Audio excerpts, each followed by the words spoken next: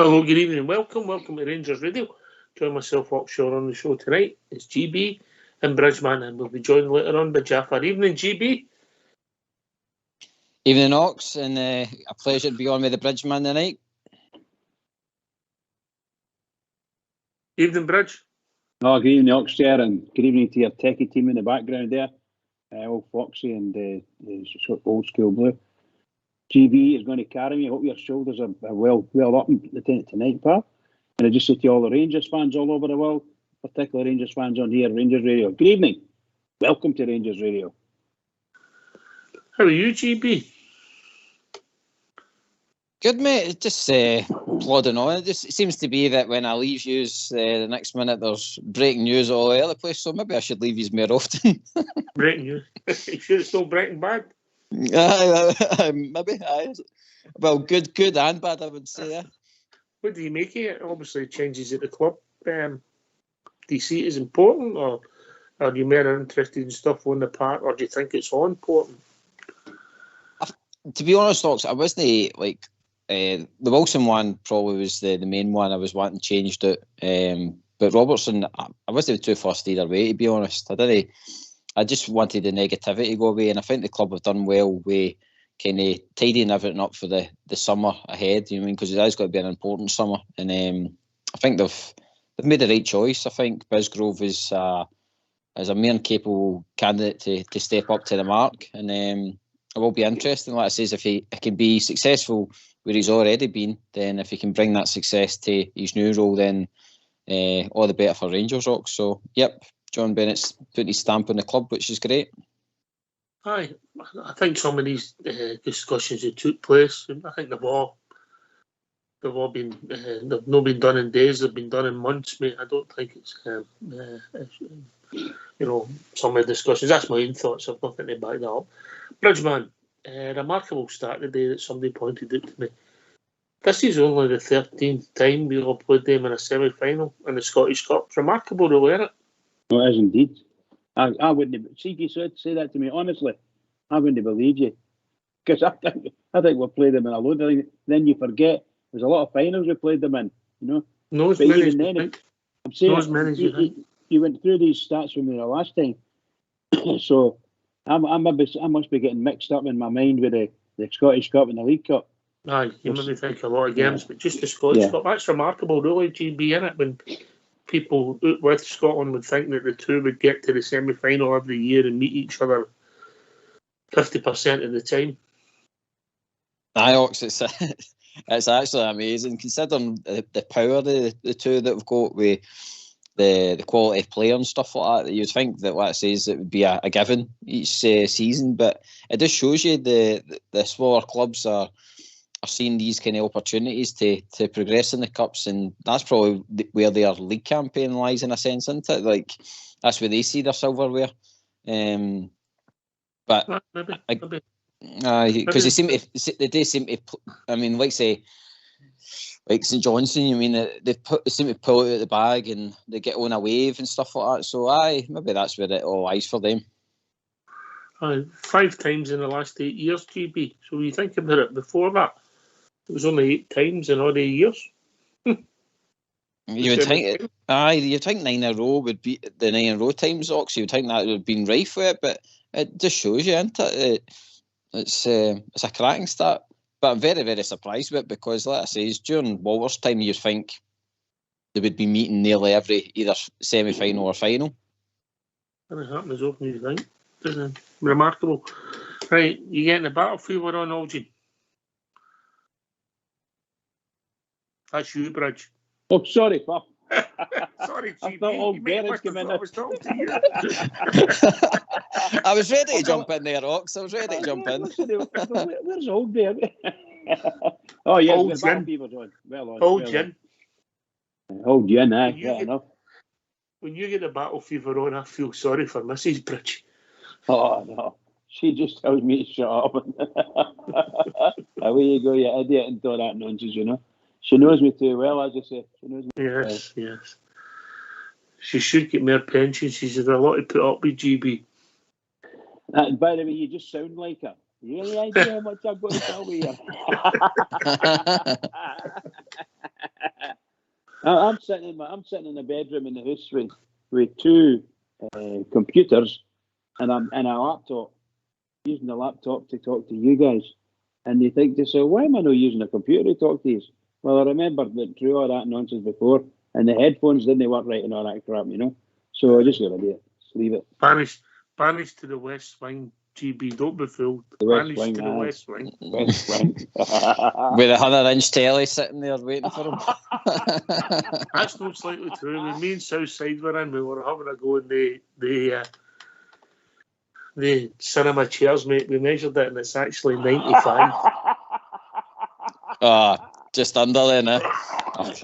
Yeah, that is shocking. I suppose that there's an extension to get done, and Ox, you never know. In time, it can happen. Yeah, it's this wee place I'm living. It's just beautiful. It's beautiful. Right, okay. We've had a lot of debate. We've had a lot of discussions. Right, I'm going to predict that Goldstone and Kent will start on Sunday. Yeah, right. People have different views in that, but the question I'm going to ask you to put you on the spot. Right? Can we win, Bridgeman? Yes. Yes, Ox, definitely. Definitely. Why, GB? I think, Ox, you've touched on it a lot. The past few Old Firm games that we've played in, it's been close, Ox, and it's possibly the last two, I would say, is down to our own undoing. I mean, it's been our own fault. I think that we've conceded sloppy goals. I think you could probably forgive the team if it was like world of goals. You mean it was scored against us, but it wasn't. It was us that actually made the goals for them. So that's how I think we've got the capabilities that we can go out there and beat them. Hawks. It's just on the day. I think, like I says, certain players now have had time to learn about the Old Firm game, get an understanding of their new teammates. And now's the time, Ox. It's the kind of now or never for a lot of them, because it might be their last pivotal Old Firm game in the Rangers shirt, and then there'll be maybe other ones there that are trying to get the losses off their back, especially like say Raskin and Cantwell. I think they've got the kind of the bit between their teeth that they're wanting to kind of change the tide, the two players. So I think all round Sunday's got to be a good day for the Rangers.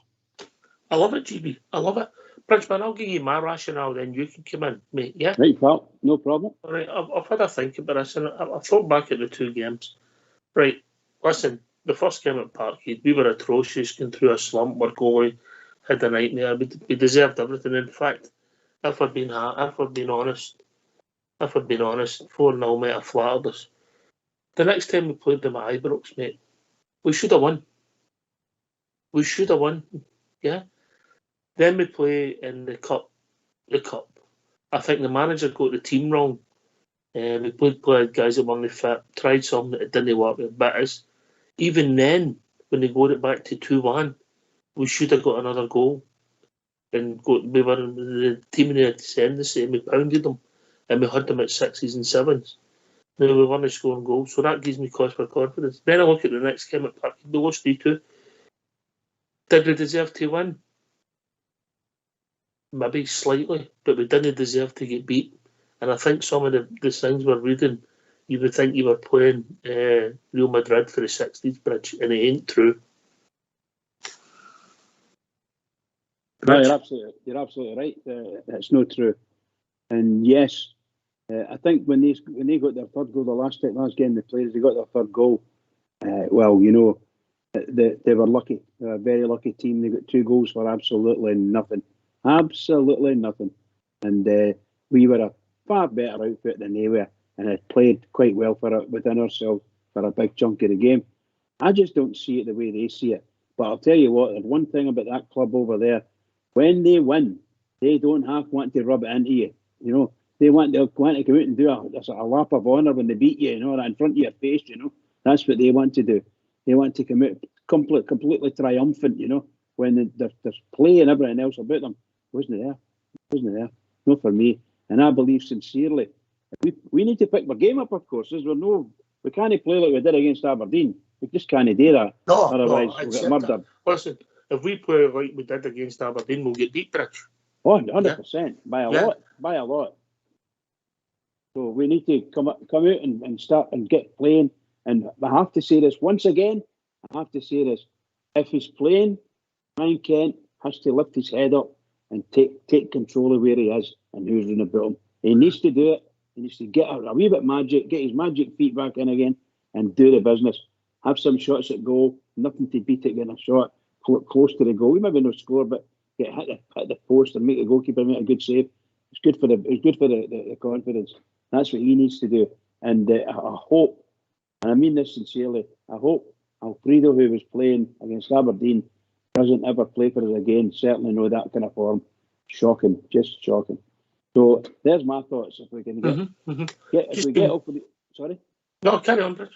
No, I was going to say if we can get Alfredo up and running, which I doubt very much is going to happen, and if we can get Kent back home, everybody likes Kent except for when he's playing crap, and he's been doing that quite a wee bit now.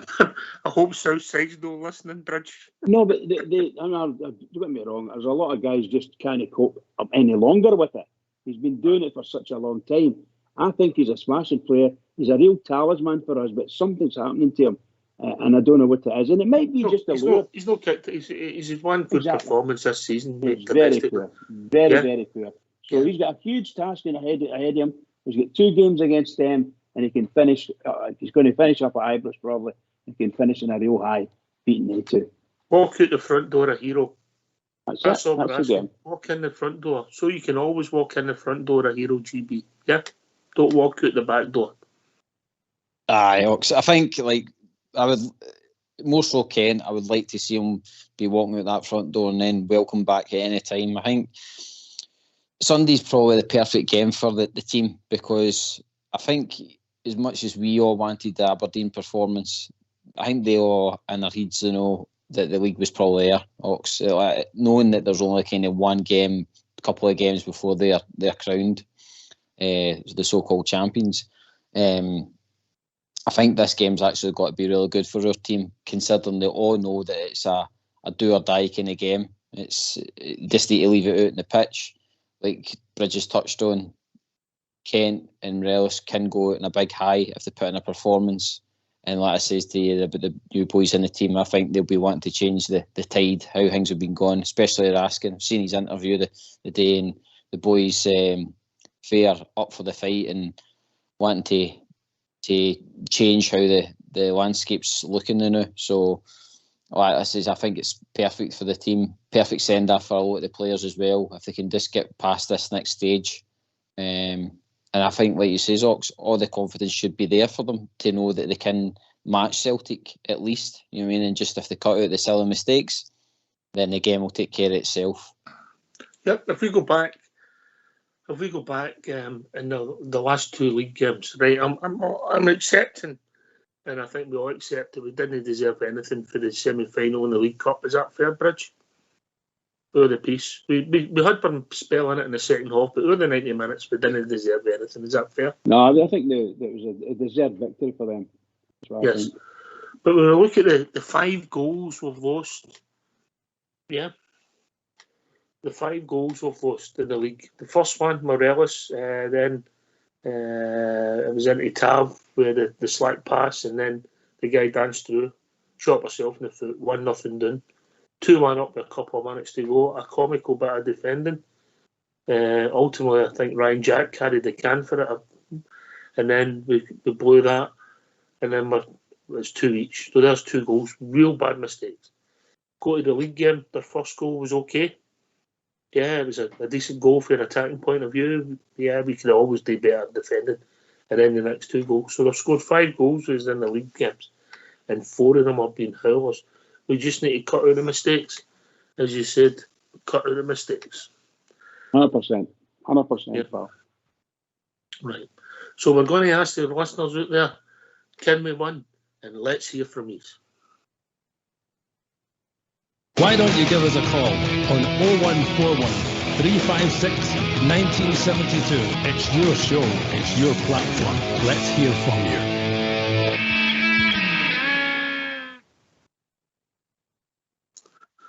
Yeah. By the way, see 5-8 tonight. I don't know. I was like, well, we can do this, we can do that. We're going to win, Bridge. We're going to win. Yeah, I love it. I just love it. I'm like every other Rangers fan. I'll know because I'm a lot older than most Rangers fans. But the truth is, we're desperate. I think if you look at the script, it says you're a lot older than all Rangers fans. Well, you know, I think that we're just desperate for a victory. That's really what we want. We want Rangers to win against them, and that's the reason.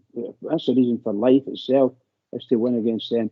Much the same as they feel about us. Truth be told, only with a bit more venom than we've got against them. Truth be told, as we see every week we play them. We need to get stuck into them. We need to win every ball, every battle, every single battle. First ball, second ball. We've got to win it. And if you can't win it, Yeah.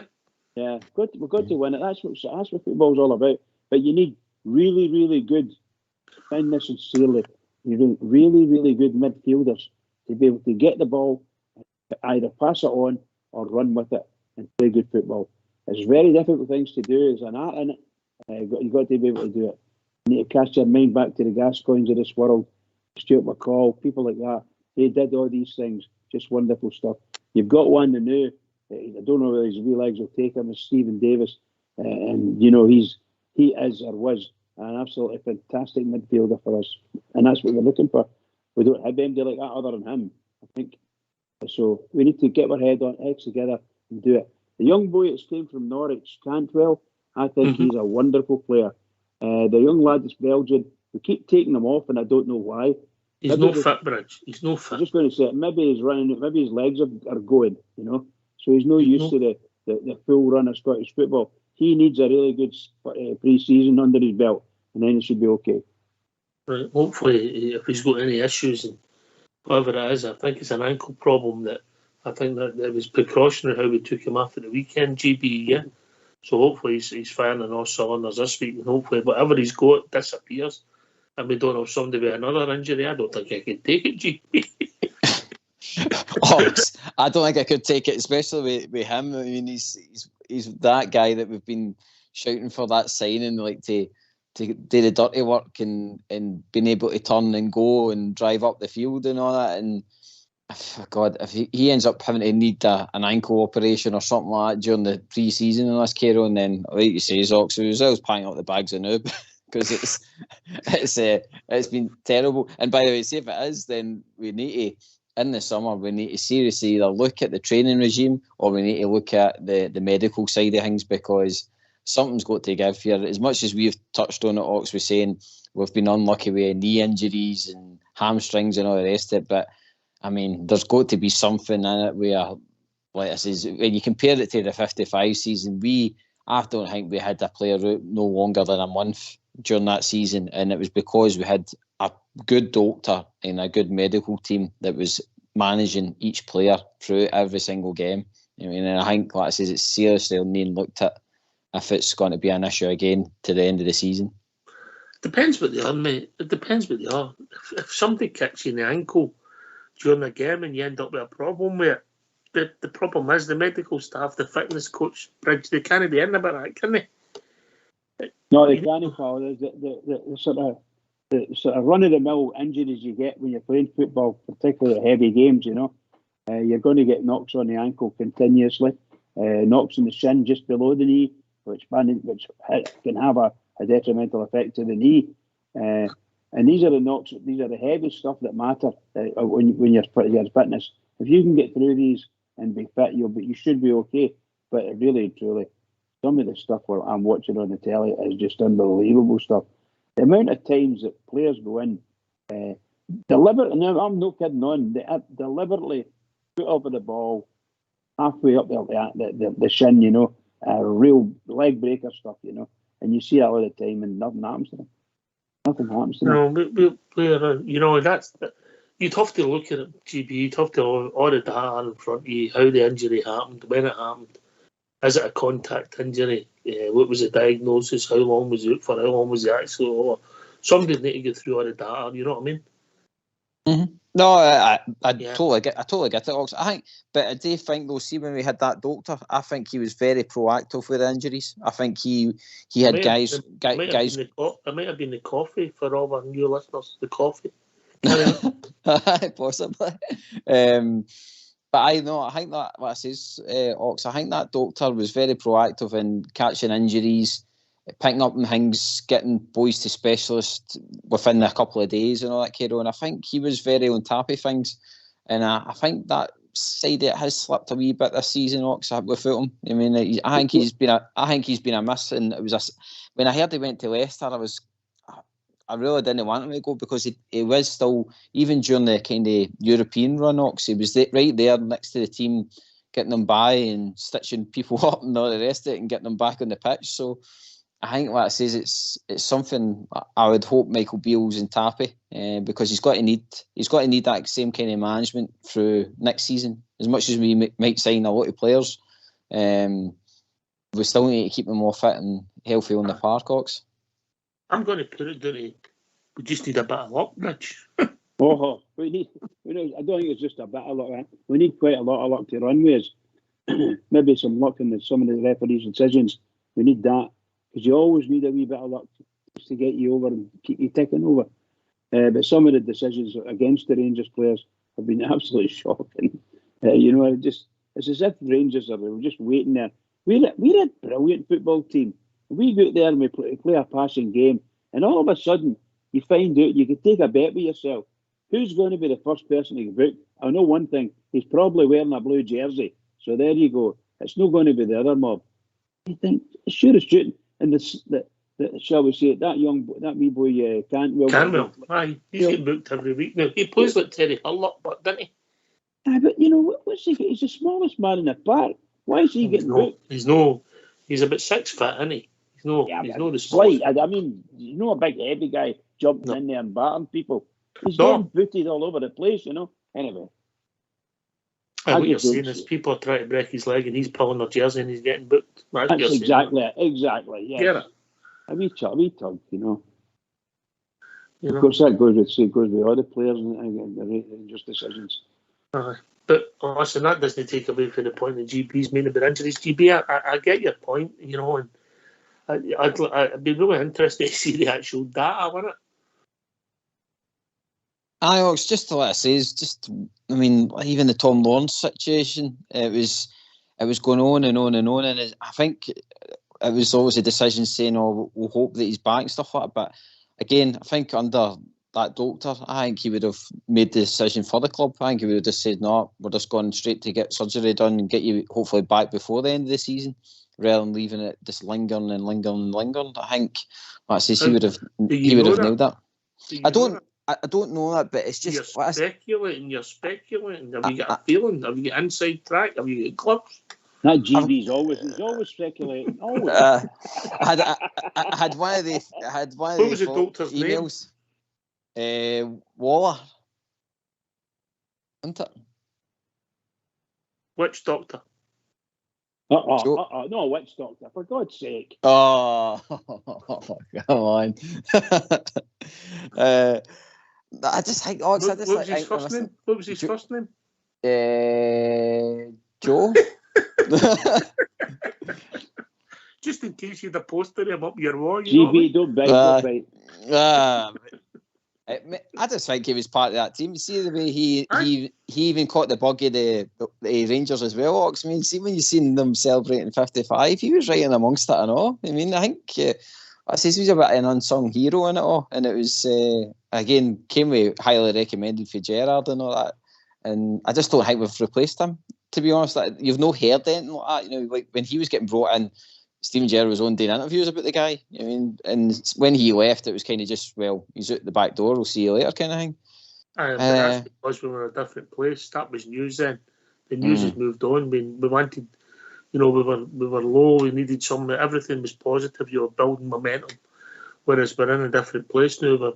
We've won the league. We're wanting to win more trophies and get to an even better place.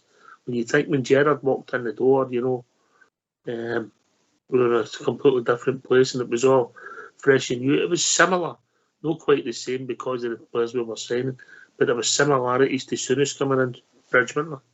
Oh yeah. Although I have to say, I would say similarities, but yeah, I think I loved the era of Gerald. I loved Gerald's era, shall I say? I think even just when he came at the stadium, and the fans were there for him, was it 8,500 fans? Oh my God Almighty, it was wonderful.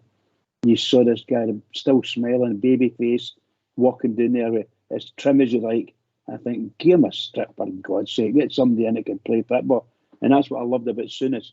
Souness came in, you just knew him, and you could see how he could play football once he took the part. Marvellous. And it was great. It was great for Rangers. Those days were great. 2 sets, slightly different eras and years-wise, but marvellous. Just great.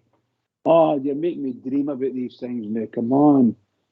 So happy they made me. It'd be interesting to see GB. You might be right, mate. You might be right. There might be but I just think when somebody's hamstring goes, the argument would be that Ridvan's took longer to get back.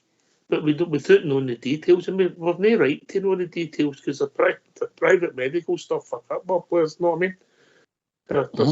They're just at their work with an injury, even though we want to know everything and understand it. But they're back when they're back, and you hope that they're getting the best treatment that's possible for the injury they've got, GB, yeah?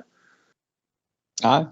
No, I think there's no doubt that we've got people in place. I mean, Michael Beale would never have novices looking after these players, you know what I mean? So I do believe that we've got good people there in the background, but just something just doesn't sit right, Oxford.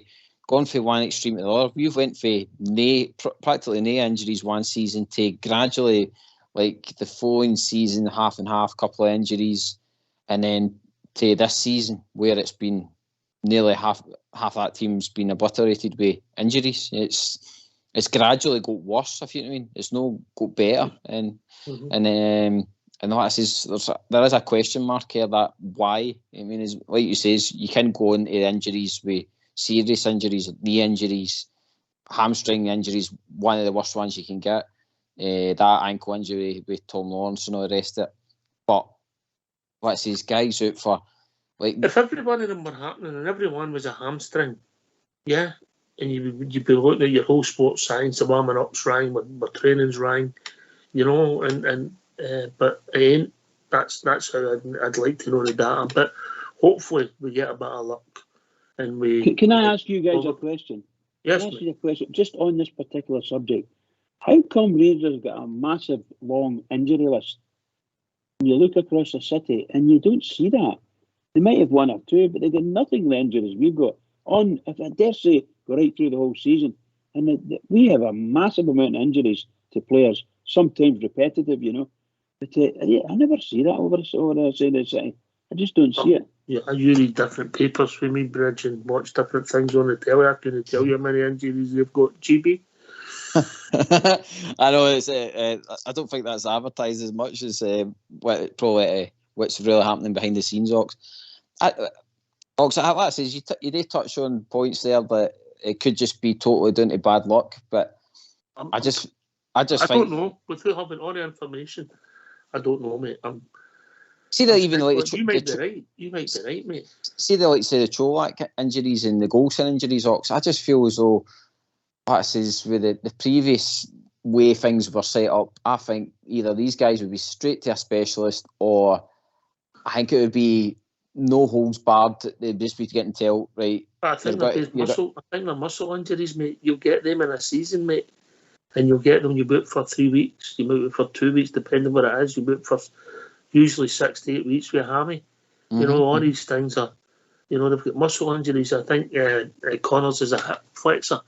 So he's done something there, and I'm not exactly sure what Antonio's is. But I think they're all muscles. It's when I'm turning a season. There's a catalogue of things that is frustrated as Bridgeman. That's people get injured and they seem to take. Ridvan's a classic example, isn't he? Ridvan went out injured by a hammy, so we're like, we'll not see him in the new year. Well, it's May next week. New season. It's the new season. You know. I just find the luck we've got. I saw what I mean about that. The luck we've got is absolutely dreadful. in this league that we're playing in. Just dreadful. Some shocking injuries that we've got. And, of course, we've got this thing with some of the players kidding. I think some of them are kidding on it, or they don't want to play. All that nonsense, you know. So, and then you think, what have we got? 6 or 7 players ready to go at the end of the season? Wow. That's amazing. That's amazing. James. Yeah. Ox, I think Bridge is onto something there. I think there's certain periods of time, I think there's been things going on, not so much with injuries. You know that classic thing where the manager turns around and says, "Oh, he's out injured," and really he's not out injured. There's something went down or something happened. I mean, look at Matondo. I mean, Matondo's hardly played this season, and yet he was out for nearly 3-4 months supposedly. Was he injured? Well, that's it, Ox. That's the question, isn't it? I mean, so it's the manager says he was carrying something. He was needing something to heal. He was needing something to heal. Not available. Mm-hmm. So that's what I'm saying. I don't think we're hearing injury, but I think there's been certain things. Did he say he wasn't available? The manager did. The manager said he was coming back for an injury. Aye. Coming back to fitness. No injury. He said he had an issue with his knee. so that's what I'm saying. That's how I'm like when Bridge said that. All Bear's got a theory. He'll let you know about it when he speaks to you. Right, let's move on. You're born in it. Right, no hassles. Right. Positivity. Let's turn this round. You can only play with the cards we're dealt. And hopefully we get there with the right team. Right. It's time for heroes, GB, innit? Ox, do you know, I've got a wee sneaky feeling that seeing Sunday, there's got to be a strange Rangers name that's got to pop up with a winner. Now that time it's Sakala got the kind of, well, he didn't get the goal, but he was in that box to beat Celtic the last time at Hampden. I think it's got to be a day like that. It's got to be like a Scott Wright or something like that popping up, or there's going to be, dare I say it, a Rabbi Matondo scoring a screamer or something like that. I've got a feeling it's got to be a day like that on Sunday. All right. I'm going to ask you 3 questions there, right? I'm going to ask you 3 questions. All right? Each? Yeah, you can do it together if you want. Right, okay, good. But if you don't get them right, Fox will accept your resignation tonight, yeah? No pressure, Bridge. Bridge, get Google loaded up now. Yeah, we'll Google that. Yeah. Who was the last Rangers goalkeeper to keep a clean sheet against them? Gregor. The clock's ticking. Yep, McGregor. All right, well done, lads. Just FOX is how you spell Fox. It was Robbie McCrory. Robbie McCrory, oh my God. Wow. Oh my God. That's about 3 seasons ago. Oh, wow. Okay. All right. The last time we beat them in 90 minutes, who scored the winner? Oh, dear.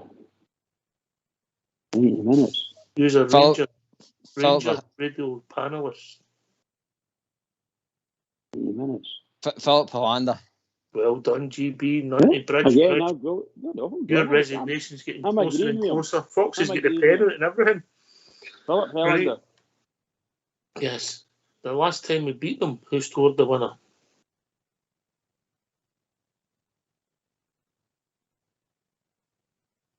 It's not that long ago, Tay. Come on, lads. It's not that long ago. Fashion. Yeah, Sakala. Nope. Yeah. That was a bad answer, Bad answer. Scott Wright. When did he score against them? I've got him in my head for cup finals. Midfield. I think. Oh, well done, Bridge. It was, isn't it? Nope. Lads. Listen, look. Jaffa's coming on. As soon as Jaffa comes on. Thanks for the call. Don't be a stranger. Stranger. Who was it? You even answered it. It was Starfield. Ah. Oh, for Well, God's sake. Well, It was an own goal, wasn't it? fashion was involved in it. He Come never on. touched the ball, GB. How can it be his goal if he never touched the ball? His presence touched the ball. It made Starfelt do what he done. I think that was a three cruel questions. Rangers radio panelists. We're not allowed to mention their name, member Ox. That's why I didn't want to say that Starfelt's name. Jack Cheeky Nail springs to mind. Right, okay. All right, come and join us. Can we win? We're asking the punters that. Simple bridge, innit? Yes, indeed. Come and join us. 0141 356 1972. Can we win? Yes or no? Why don't you give us a call on 0141 356 1972? It's your show, it's your platform. Let's hear from you.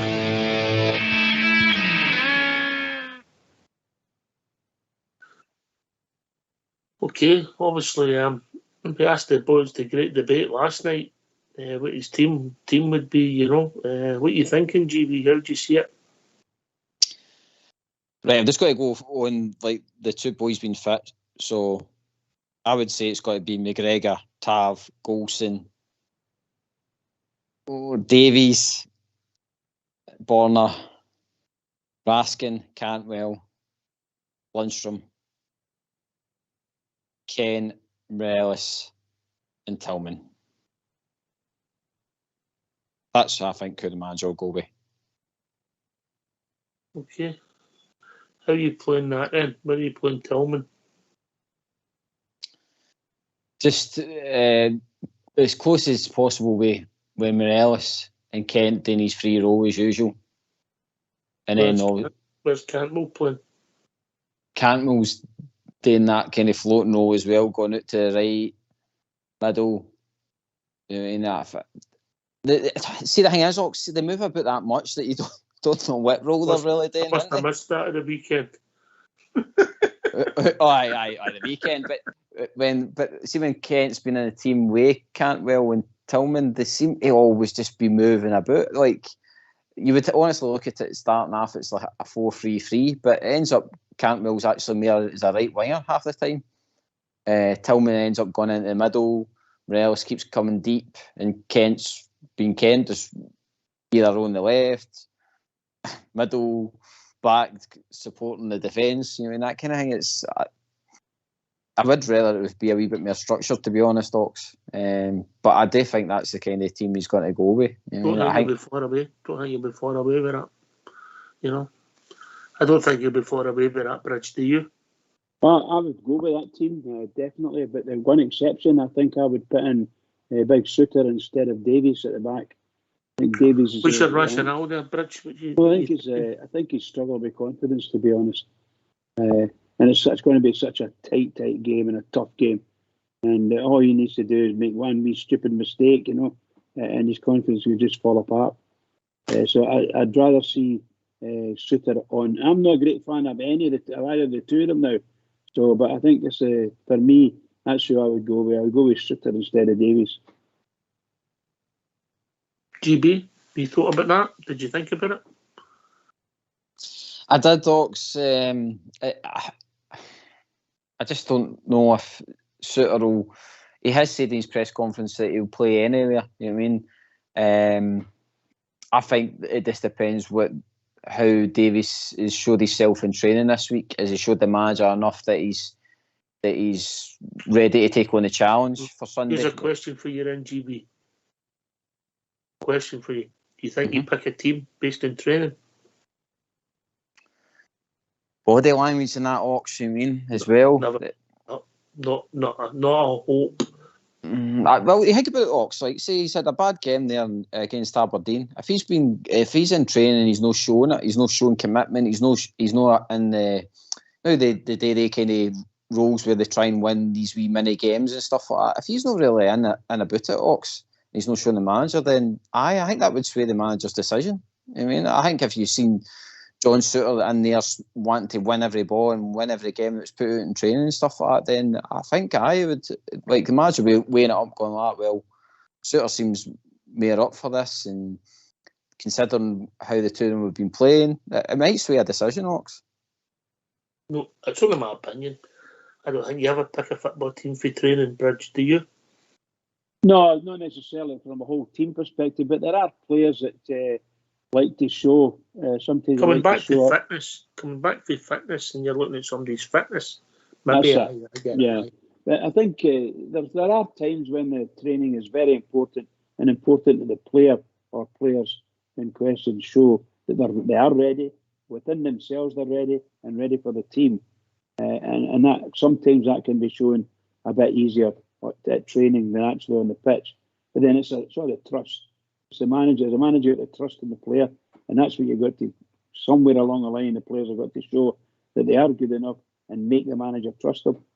Because managers can be quite ruthless at times for coming up to cup finals. They can be really ruthless. And they can throw a team on it you would never dream. And sometimes it happens for them, you know. You've got a point, GB? Don't get me wrong, I don't think the manager's got to be, if they're scoring goals for the halfway line, he's got to be like, right, you're getting a nod. You mean? But I think, like I says, Buffalo in the past has been dropped for attitude and stuff like that. So I think you've definitely got to be on time for your training, showing commitment, and like I says, showing an understanding of what the manager's trying to put across in the training sessions and stuff like that. I think if you're going in there, no running properly, no really showing an interest, I think, like I says, a manager can probably easily sway his decision. You know what I mean? It depends who he's got to choose for. I mean, if he's only got one striker to choose for and that one striker's dragging his backside all week, then inevitably we have to play that player. But that's his way. The Cholak and Buffalo thing, when Buffalo was showing his right attitude, Cholak was getting the shirt to try and keep. Well, he was scoring goals, wasn't he? He kept in the team because he was scoring goals. Aye. Mm-hmm. Yeah, you know. No, I just think that at this time of the season, they'll not be doing that much training. They'll be after Wednesday, for Sunday. Yeah, they'll a couple of days after come in. They'll do whatever they have to do. They might have come. Some of them might have been in Tuesday if they've got any problems, and then they'll do some build up. They'll not need to work on any fitness, or they shouldn't. This time of the season, even though we looked fitter last season, and then they'll be doing very little. They'll do some drills and all the bits and pieces. There'll not be that much contact because we could end up with our 10 players injured. You're absolutely right. You're absolutely right. I think this game coming up is so crucial to the manager and his team. There's just something about this is going to be very fiery for him. Watching the game is going to be a knife edge, seriously, because I think that game against Aberdeen take a lot of wind out of his sails, a lot of wind. He never dreamt their team would play as docile as that, you know, and he's looking for a lot more. He knows he's going to play against them. You better be up for it. Last game at Hampden, we were up for it. Didn't win, but we were up for it. Never mind. So he needs to get them up there. I think he's got to get the team right. He's got to get the team right in his mind, GB. I think he got it slightly wrong in the game and the last semi-final. You know, he broke back players and he played players and they weren't fit. I don't think Tillman and Lundstrom were fit that day. If they were fit, they were absolutely atrocious. Yeah. And that's the thing he's going to have to think about this week, Ox. I mean, you're bringing back Golson, no played too much football. Kent's probably the same, to be honest. And then you've got Raskin there carrying that wee ankle knock. I mean, do you put him on for the start and again run to the 60 minutes mark? And then you go into the situation is that the manager needs to get the substitutions right on Sunday, Ox. I mean, if the game is looking quite stale or he needs to change it up, he can't be waiting to 80 minutes, Ox, on Sunday to try and fling on Scotty Arfield to try and snatch a winner or to try and get an equaliser. I mean, he's really got to be on the ball with these substitutions this weekend because it could either make or break him, it could win the game or it could lose him the game. I said it last night and I think I said it the night before. Again, only my opinion. I think a professional game at the top level, you should use minimum with the 5 subs, 15 players, mate. I can understand you keep one back in case people get hurt. Obviously, this is different. If you maybe go to the last 10 minutes, you might not make a sub if it was a draw and you can go to extra time because you're getting half an hour. It's a cup tie, but in a league game, GB, I genuinely believe that the part of the game is to use your 4 subs as a tactic. And you've still got one up your sleeve. We've got a lot of versatile players, Ox, so like that's why you would use your bench. I mean, you've got, like the Cantwell, Scotty Arfield situation. I mean, that was a brilliant piece of change up. I mean, like the two of them really linked well, and it created a goal.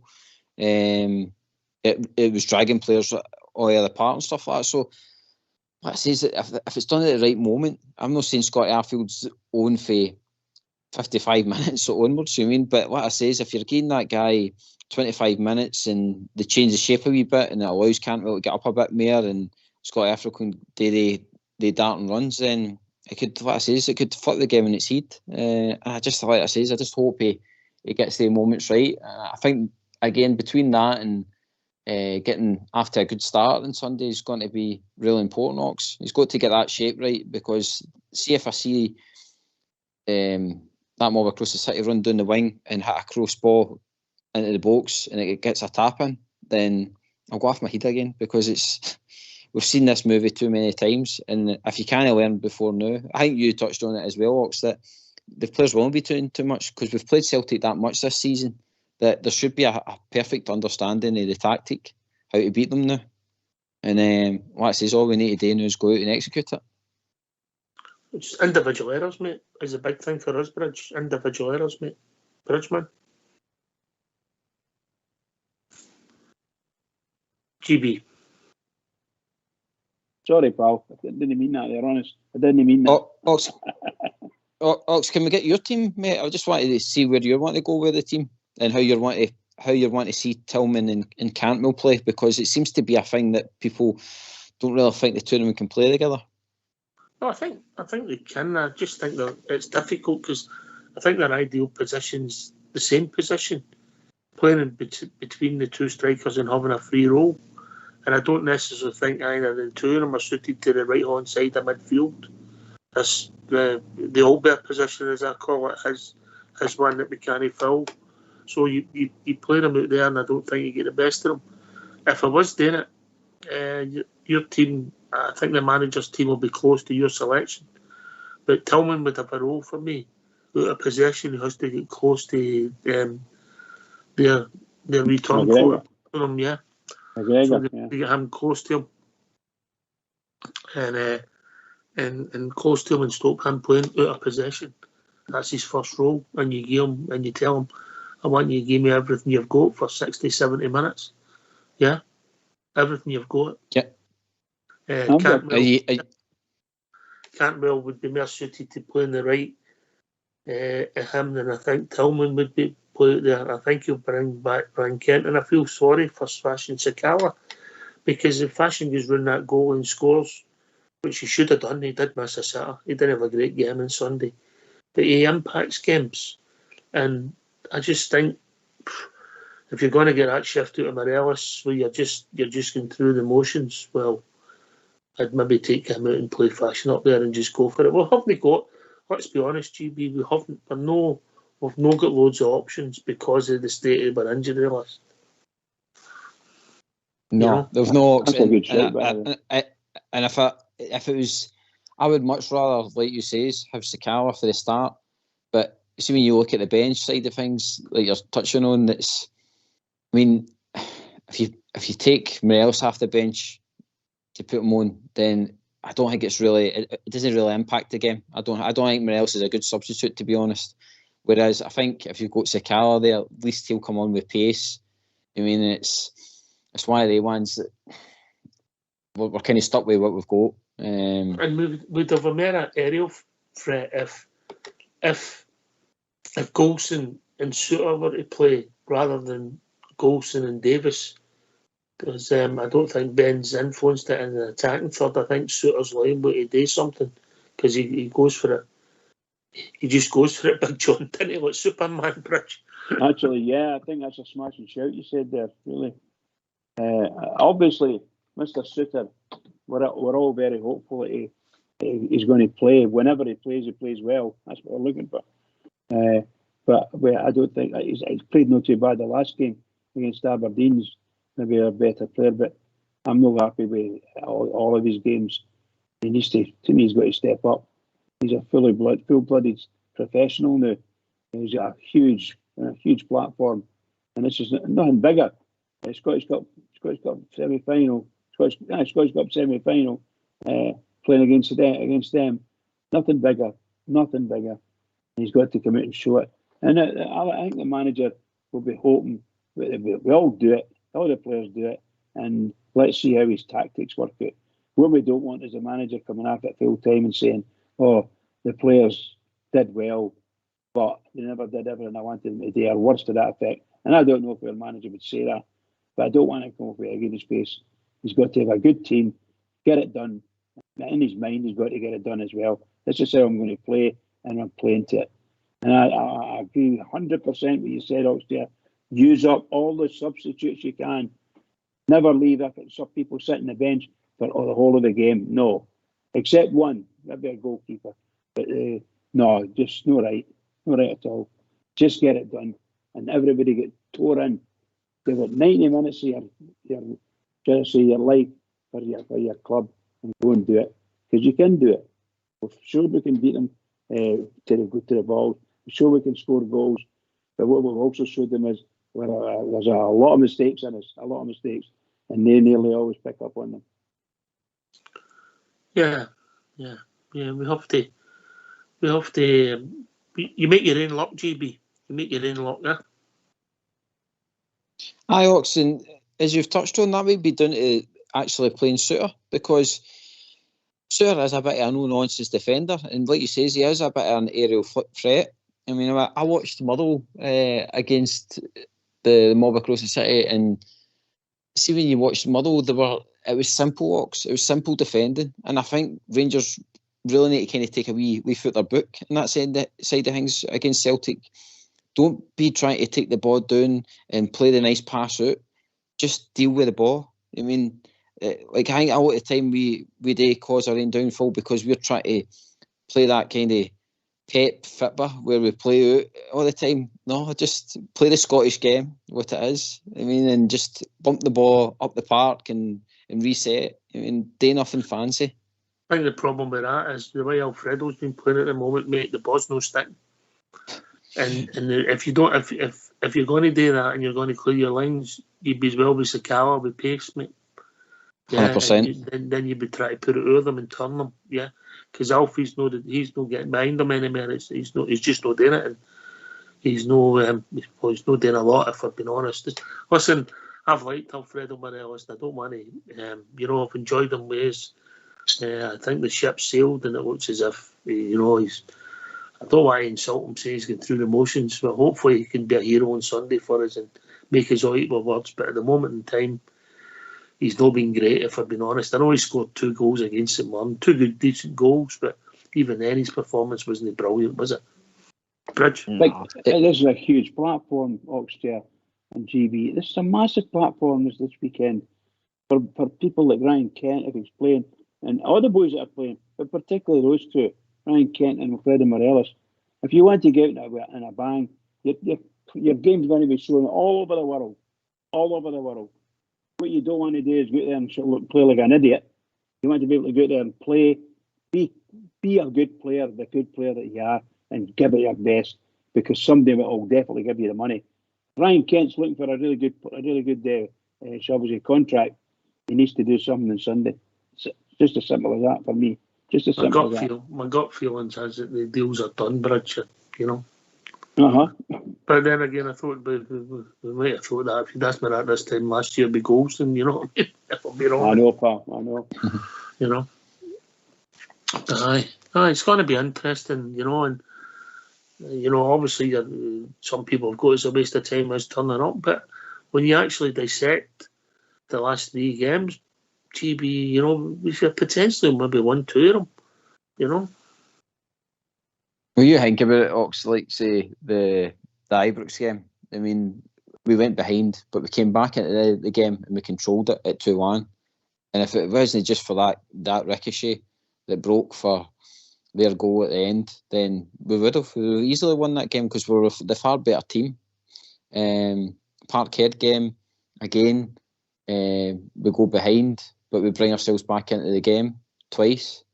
And again, if it wasn't just for lack of concentration, dilly-dallying with the ball, then refereeing as well, 100%. I mean, that's what VAR's meant to be there for, to pick up these wee silly things. I mean, inevitably, it always comes down to what you say. We've got to score goals. We've got to be clinical, and I think that's been the difference as well. Ox, the other side have been clinical with their chances. They've put their chances away, and see, when we get chances on Sunday, Ox, we've got to bury them, and that's maybe where you'll be right. That's possibly why the manager might have that wee ace up his sleeve that he'll change it, then he'll play Sakala and get the pace and power up front rather than, like you says, holding up the ball. I mean, I'm hoping it might be the case that we're lumping the ball a lot and try to catch him in this big spaces at Hampden. Aye, I mean, I don't know why. I just feel Fashion Sakala is going to have a part to play on Sunday, and hopefully a positive part. Right, we're coming up to the June GB. Yeah. Yeah, hopefully it's a good one tonight. Yeah, and hopefully we'll hear the Bears after the tune and see their thoughts. Maybe some of them don't want to see their thoughts. Maybe they're scared. But let's hear from you after the tune, and let's have a tune.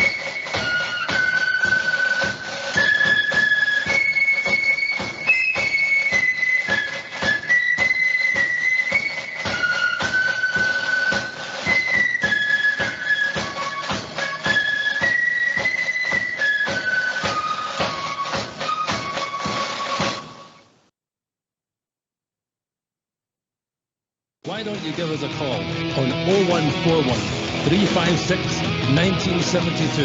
It's your show, it's your platform. Let's hear from you.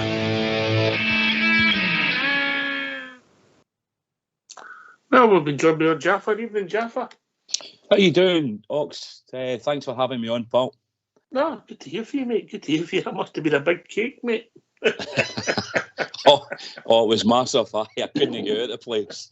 You know what the selection's like in there. I know what you're like, never mind. You know. How's things, mate? All right? Yep, really good. Aye, getting on me at Ox. Looking forward to the game, obviously on Sunday. Massive game coming up. Obviously, last weekend was a bit of an eye opener, to be honest with you. But got to go on with it. Aye. Jaffa, before we go into the game on Sunday, what's your thoughts about what's happening in the club off the park? I know you follow some of that closely, mate. It's not a great surprise. I don't think, Ox, that there's obviously some changes going on behind the scenes. With Douglas Park stepping down, obviously, John Bennett's positioning himself, and no doubt he's got his own plans of how he wants to run it from the top down. So, I think, to be perfectly honest with you, I think it was probably the right decision. I think Stuart Robertson had run his course. He's had 8 years at it, as the operating officer. So, I think, and James Bisgrove stepping in, I think it's a great appointment. I think on the surface, I mean, James has done well at the club. He's done his job really, really well. So, no doubt that's not went unnoticed. So, he seems like he's a good operator. He's made a few blunders, let's not be kidded. We all know about them, the Sydney Cup mainly. I think James Bisgrove's it's a smart move. Only time will tell, Ox, with these things. And the whole Ross Wilson moving on again, I think it had to happen. No doubt he was probably talks behind the scenes, and whether he was asked to leave or whether he offered to leave, but it's a combination at that level. The job wasn't good enough, and the players that he's been bringing in and getting involved in with the management side is just not been good. These things you have to change it up and bring some people in that can do the job. And if Michael Beale feels he can do it, then we've got to trust in him to give him that chance. Aye, it'd be interesting to see. Obviously for our time, but it's a debate where you need that role. Yeah, it's up for debate, isn't it? Mm-hmm. Yeah, absolutely. Michael Beale certainly making noises that he doesn't need that role. So I dare say from a senior management position, they'll probably take that on board. And if he's the manager and says he can control that side of it, as well as managing the players and managing the staff that he's got, I certainly think he'll need some support in the other part of it. They might need an academy manager. They might need somebody else to look after the rest of the goings on at Auchenhowie. But that's not beyond getting someone in at that level. To do the women's team. I've got a screwdriver, mate. I can go and change the names on the doors, mate. That's easy. That's easy. I think we need to concentrate on the first team and get get things going again, and let's get it right. Let's get the signings strategy right. Obviously, whatever was implemented there it isn't working, Ox, and it's not been working for some time. Let's not be kidding about it. So. It has to change, and I'm all for that, to be perfectly honest with you. What do you think? What's your thoughts about Sunday? I asked the boys, can we win? Oh, I think we can win, Ox. I absolutely think we can win. I agree with some of the things you were saying there about, the two games previous. There wasn't massive, gaps in it. We weren't miles behind them in any way. We gave away stupid goals and never scored the goals that we should have done at the other end, which has been the story of the season. Let's not be kidding about it.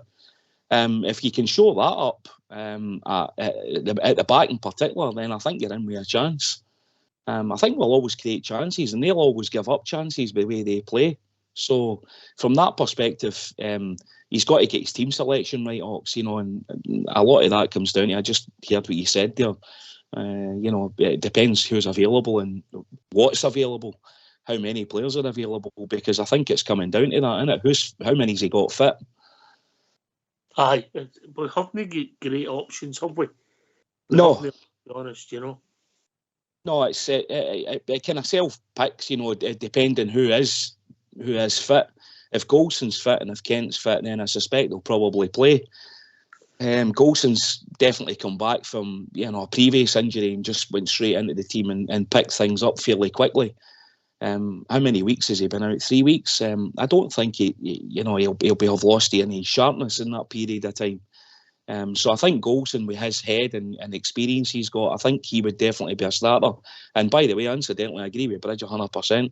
I would stick Suter in there and drop Davies. That would be my shout. What's your thinking on Ben Davies?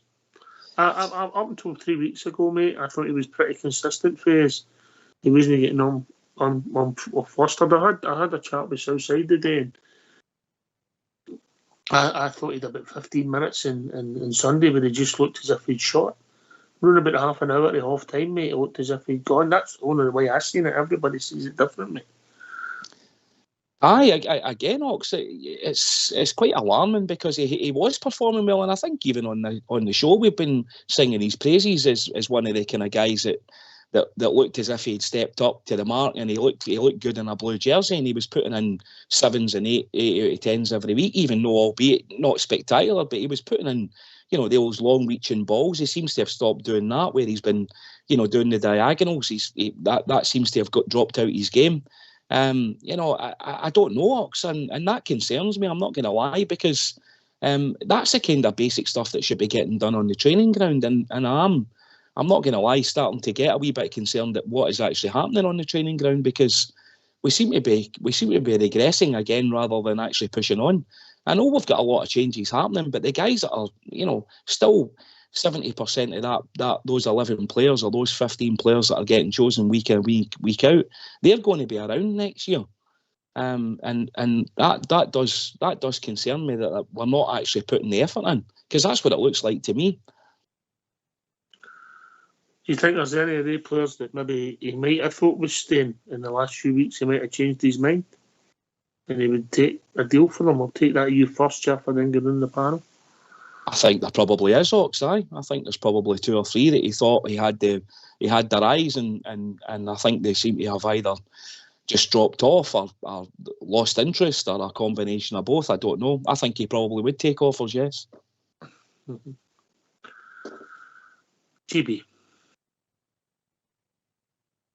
I was just going on performances of certain players and stuff like that. I think it says that there's been people he's mentioned quite a lot when he first came in about how he was needing to get certain players' contracts sorted out, and then that's all went kind of quiet. And I think that could be down to the certain performances that certain players have been putting in. So, to be honest, Ox, I think that the full team as it stands now would be, the manager would be open to any offers that come in for the players, apart from his 2 new signings.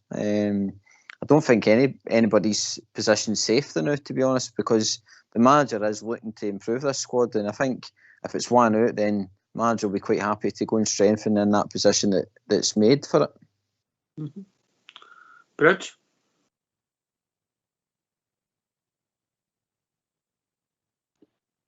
Come on, yeah, I think the manager would take offers for some of the players for sure. Maybe forced into it anyway at some point. But it's, we know ourselves. We see how it's playing. So yeah, I do think the manager would take some offers. Some of the players are desperate to get out the door. Don't know whether you get money for any of them, like leaving now just for saying sake. I don't know if they would get anything like that. But they'll definitely take some offers. Some of them are just not going to make it again. For me, some of them just not there. Anyway, we've been joined by Andy. Evening, Andy. Good evening, guys. How's everybody? Good, mate. How's yourself? Just saying nothing, staying under the radar and seeing what comes up on Sunday there. We've got to believe that we're going to win it. Yeah. I can't think like that at all. I just hope that they come out with some passion, some bravery, want to wall and play for ourselves and play for the team and the fans that are going to turn up there on Sunday. Passion and bravery. That reminds me of the night out I had with you. Aye, well, it was hard work, I must admit. Oh, God, Andy. I'll tell you what, Bridge, man, if Dougie was measuring that telly of yours, it wouldn't be 95 inch, it would be 97, wouldn't it? He likes to play with 2 inches. Oh, well said, Andy. Well said. Aye, but I just, you just hope that I'm throwing everything at this at the minute. I'm thinking, well, the lot of averages, usually when one of the 2 go on a long run like that, It's usually the other half of the whole thing that takes a record. I'm looking at everything. We've just got to go out of there. It's been a strange week, and I think it has been for everybody. You know, I mean, I just didn't know how to get off the flare there after Aberdeen. I know that league, it wasn't going to win as a league, but to capitulate like that, and like I said, the concerns we had that you said through the week with the likes of Davis and people like that, it's a big worry. But surely they know that, they can end the season with something, and that gives us something to build on, doesn't it? You know what I mean? And that's just what I'm hoping for this to do. You know what I mean? I'll be up for it. There'll be no danger of that. I don't doubt it for a minute. Jaffa? Hi Andy, how you doing? Good to hear from you. Hi buddy. I think, like Andy, Ox, absolutely. We can win it. Even some of the teams that the guys have been mentioning there. Personally, I would drop Morelos. Ox, I wouldn't play him. I would play Kent through the middle, and I would definitely have Sakala on the left-hand wing, because I think that's where he does most of his damage. Tillman straight through the middle behind Kent, playing that rotating role between them and Cantwell. And I think you're going to have to go with Raskin and Lundstrom in the middle of the park to start with. And I would definitely get Scotty Arfield on at some point. He scores goals, Ox, chances to goals with Scott Arfield. If he's on the park, if you give him a chance, he'll score a goal. He's probably one of the most prolific scorers we've got in the team. So I think you've definitely got to look to get Arfield on the park at some point, whether it's give him half an hour or 25 minutes, just like you said, to get the substitutes used. And for me, that would be mostly the team that I would pick. I definitely wouldn't play Morelos, and that's just my call on it. I don't think he's contributing anything on the pitch, I'm afraid. The last few games. I don't think you're alone with it. I don't think you're alone with it. Here's a problem I see. If we start with Raskin and Lundstrom and the two, what have we got to replace it? Glenn Kamara? We're struggling with numbers in there. Then we've got to come on and play in that position. Haji. Big call. We're really doing to the bare bones. The only other one that's fit now is Leon King, I believe, is back in the squad in around it. So. He's not played. Hello. We've been joined by Stuart. Evening, Stuart. Hi there, Rox. How you doing? Good to hear from you, mate. What's on your mind, mate? You know what? I was on the other night talking about trying to change things about a bit. I'm not keen on Alfredo up front and Lundstrom. They're two that stick in my mind. But as you say, I've been listening to you.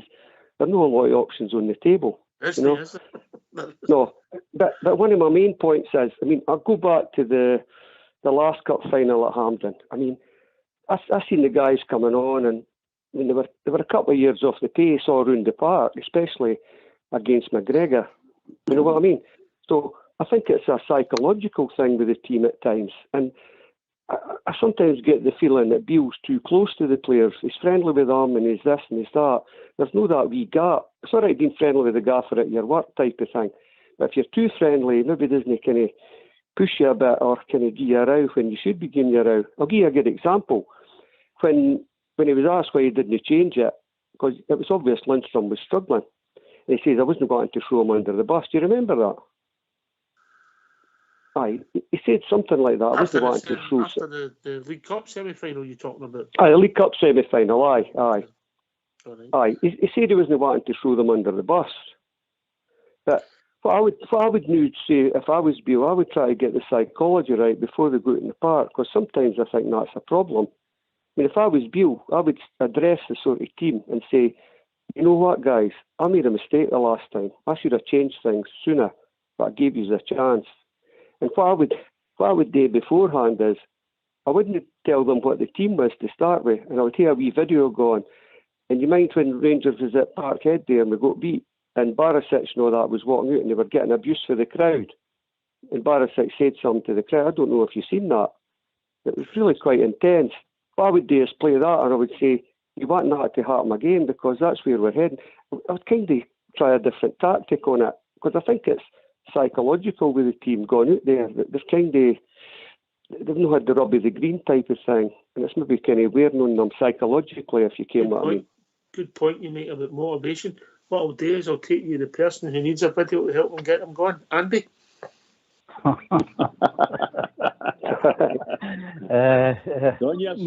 That one. Aye.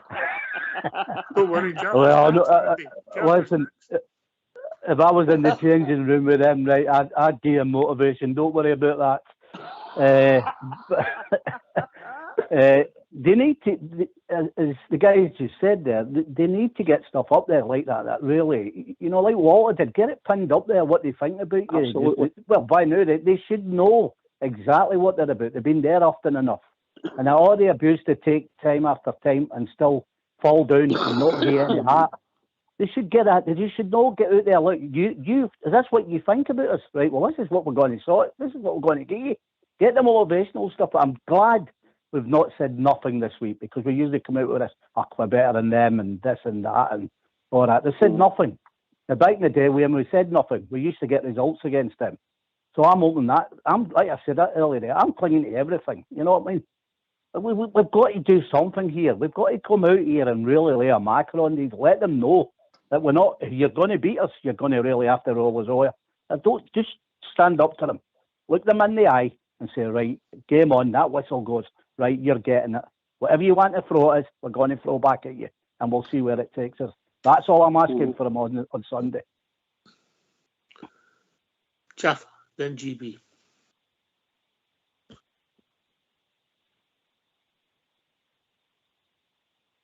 Are we looking at a video, GB? Fell asleep. Possibly. I was On you looking go. at cakes. Psychologists not telling me. That's Strawberry your trouble. tarts. Me, Jaffa. Me. That mute button's killing me. On you go, Jaffa, then GB. I was just saying, I think we need 11 9 out of 10 Ox if we're going to beat them on Sunday. We need absolute warriors out there. Win the battle first. I always say that against them. And I think fundamentally one thing we've not been brave, and we need to be brave against them. And we need the guys that are the ball players, like Cantwell, Tillman. We need them to take the ball and take it in tight and invite the challenges and to draw them. And then we need the craft, and we need to be brave on the ball. That's You what also we need. need a bit of fairness if you think about it. And I don't like to think. I think I'm a reasonable fair guy, Jaffa. Callum McGregor should have been sent off the last game at Parkhead. He should be booked and then booked again in Alpha Park. Definitely. Well, that's Ox. I know that's a whole show we could have, and I know we've touched on it. I think always, and I've heard Andy talking about referees. I mean, I know this is going to come across as a wee bit wild. I'm under no doubt, Ox, that there's the dark arts that work, and I have felt that for many years. There's certainly decisions go, and I watched just last weekend offsides getting given and offsides not getting given in certain games. And that's my honest opinion of it. There's no fairness. There isn't any fairness. But you've got to hope that on Sunday we can if you can play well enough, Ox, you can get over that. You can get over that. If the players play well enough, you don't need to worry about that. The ref can't involve himself in the game. If the players play well and actually score some goals and put them and give them something to think about and get them on the back foot, because if we can do that, then you can start picking holes in them. And I think we've got players on our team that can do that. All right, GB. Ox, do you think it'd be wise if we man-marked certain players in the game this time round? Especially, let's say, their striker that seems to ghost a lot in our box. I would like to see us be a wee bit more wise to his positional strength that he's got. That I think, like I say, umpteen times they keep crossing that ball into the box, and it's an easy tap in. We never seem to really pick him up. I don't know whether Michael Beale will look at that. Mate, because we play left and right. We play traditionally left and right. Maybe with Shooter coming in, he could man mark. If he does come in, maybe he could man mark him, and Golson would need to be in charge. And it's a different role, a different setup for how we play, mate. Because I did think Tav done well with Maeda the last time. I think he was very, very quiet, and I just think they two seem to be the one. And like I think you touched on at the start of the show, Tillman on McGregor. I think that out of possession, aye. Aye, definitely. Stuart, I'm going to. Aye. What's your team? Where's your whole team for Sunday, mate? My whole team, my God, it's a difficult one. It depends who's all kind of fit, you know. I mean, you've got obviously McGregor in goal, Tav. If Goldson back, he's obviously in. I would definitely play Suter, absolutely, and obviously Barisic. It's the two kind of going 4-2-3-1 sort of thing. Your two central midfielders. It's a difficult one. Obviously, Raskin would be in there. I would actually put an Arfield sort of thing. And on the left, you've got Kent and Sakala. What's his name? Cantwell.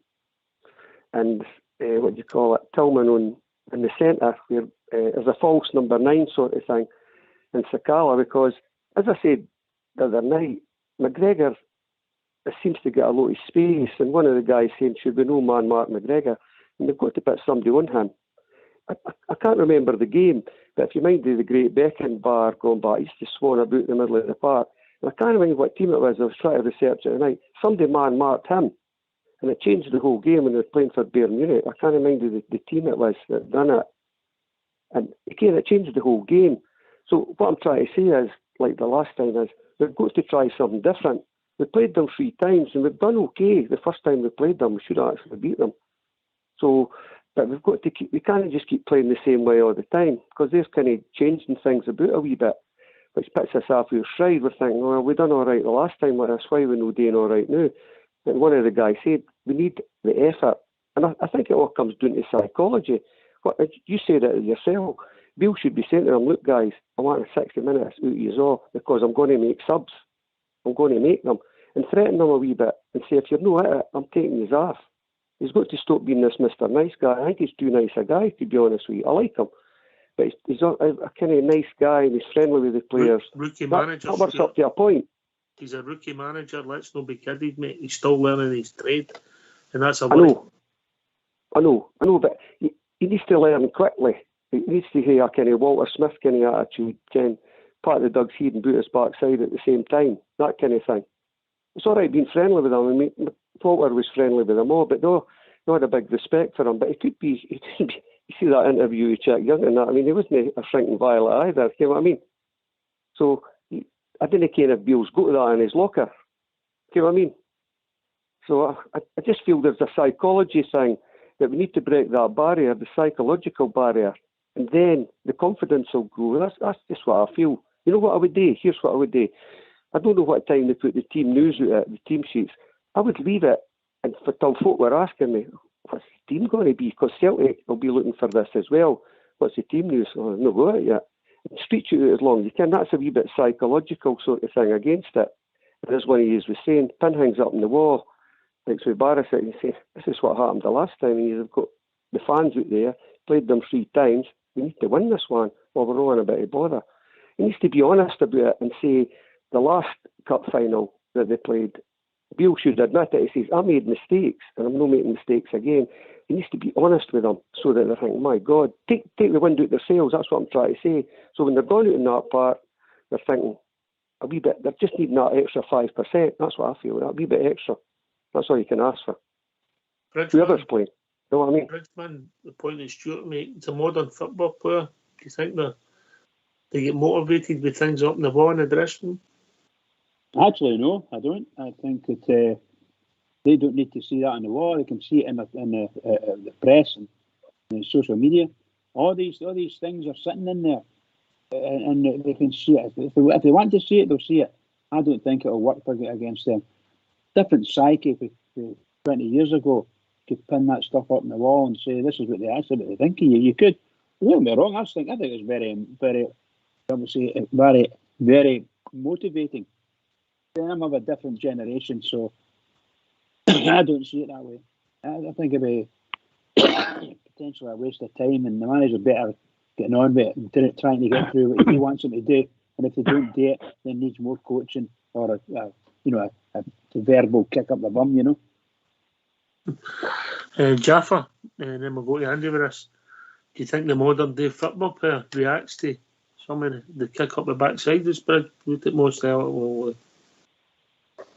I think most of them run to their agents before they'll do anything. They'll run out the dressing room nowadays. I think that's the way the kind of modern management works. I agree with Bridge. I don't think it operates like that. I think you've almost got to. It's got to be a 1-to-1 Ox, or even if they break it down even further and break it into defence, midfield, and forward line, where they sit them down as a mini group before they go out to play with the tactics. But I definitely think it's much more of an individual performance nowadays, and as far as the manager goes and what he gets into their head. Don't get me wrong. I think a lot of it boils down to the individual hunger levels and what the guys want to get out of the game. I can't remember who it was that just said there. At the end of the day, there's a trophy at stake here. There's a gold medal at stake. It goes down in history. And as a professional footballer, that's what you set out to do. Sadly and unfortunately, Ox, money changes a lot of that, and the levels of money that these guys are getting nowadays. More, let's not be brutally honest about it. Most of them will be thinking about what the bonus is. Hi, Andy, you're a modern man. What's your thoughts? Well, you kind of sort of shot me. It kind of what I said there by pinning it up don't work. I get that. Well, then again, the personal abuse that they get off of these people when they go to these grounds and these so-called supporters, that should be enough motivation. Whether you're a modern day player or no, if people are having a stick at you and calling you, you want to prove them wrong, don't you? I mean, you can't do it with your dukes or out like that these days, but you can go to the park and prove it. And that by doing that is playing football. It's massive, is this, because it's the difference between us being 2 trophies in front of them at the end of the season and hopefully building on it to go further away from them again. If it's no, we're down to 1 and we're in trouble. If they get in front of us with the way they're carrying up there, we'll struggle to get that back. This is massive, absolutely massive to us. It's massive for the old club going forward, in my opinion. We must win this game. I don't care who we win it, but we must win it. But the abuse that they take, they should rise to that. People coming at you, you go back at them. You don't sit and cower and go, oh, wait a minute, we'll get them next time and then blow it or bottle it again. You want to get out there and say, right, you coming at me like that? Right, okay. I'll see you next time we get you. Come on, just do that. That's all I'm asking for us. If we do that, we might end up beating them. That's all we're asking. Not much. No, we just want to win a game of football. Simple, GB, innit? Always, Ox. It's a simple game. Just score more goals and you'll get either the trophy or you'll get through to the next round. And I think, like you say, that's all the motivation you really need. You've got the chance to go to a final. And one thing about this squad is that they know how to get to a final, Ox. You know what I mean? We, as much as we criticise them, they've been to finals before, so they know the job that they need to do on Sunday. It's not as if this has got to be a new thing for them coming Sunday. So what I say is we've got a quality team there that can match them. All we need is, like I say, to cut out the individual errors, and we just need to hope that, like it says, the certain individuals have the game of their life. I mean, unfortunately, the last game at Parkhead, Tav was the only player that kind of had that blistering game. What we need is, at minimum, is about at least 3 or 4 of the players to have a game like what Tav had, and we'll be fine. We'll be absolutely fine. Like he says, I think it's going to be an unsung hero, like say a Sakala or somebody. I think it's going to have a big influence on the game on Sunday for us. I don't care who it is, Jaffa. I just want to win the game of football. No, I don't give a hoot who is Ox. I hope Sakala does have a blinding game. GB, he's got it in his locker and he can do it. He's got the pace to burn. He's got all the attributes. If he can stay on side, I would be sitting down with him all week saying this is the offside rule and explaining it to him, and you stay behind that line or on line, because that's the only criticism I've got of Fashion Sakala. You think he's heated down a wee bit on Sunday, Jaffa, when he missed that chance? Aye, probably, Ox. Aye. I just think I don't know what happened on Sunday. That second half performance was awful. I don't know whether they just took their foot off the gas and got caught cold. And they got their tails up with getting that fluky goal. Seemed to be a combination of that, and then just didn't seem to have the dig to get back into the game. which was really disappointing to see, you know, when Raskin goes off as well. You know, I felt it was too many players. Just, you know, I know they know the league's over, but that's not the Rangers way. You've still got to go out and win each game. Every game's important. You know, for the momentum going into even this weekend's game, you've getting out and beating Aberdeen, especially on their own patch. You know, so it was a disappointing day, and I think Sakala and a few others' heads went down. Ox, if the truth be told.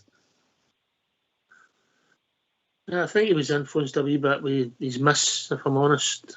You know, I think he knew it was a bad error, but listen, we know Fashion, we know what he's like. Yeah, Bridgeman, he'll do brilliant things and then he'll follow the ball. We've seen that since he came to us.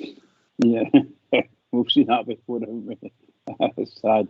I think that Alexis Sakala, everybody knows there's massive potential there and a big smile on his face, and he just loves to play football and loves to put the ball in the net. Unfortunately for him, it's not been happening. Some of his runs have been, he was the last man to touch the ball and fell over it, you know, that kind of thing. And there's others where he's got through man and 1-on-1 with the keeper, and it's just not there for him. It's just not happening.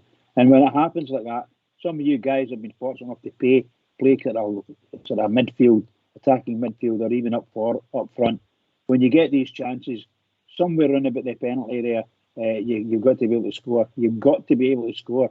Simple as that. And there's no excuses for it. You've got to be able to put it away.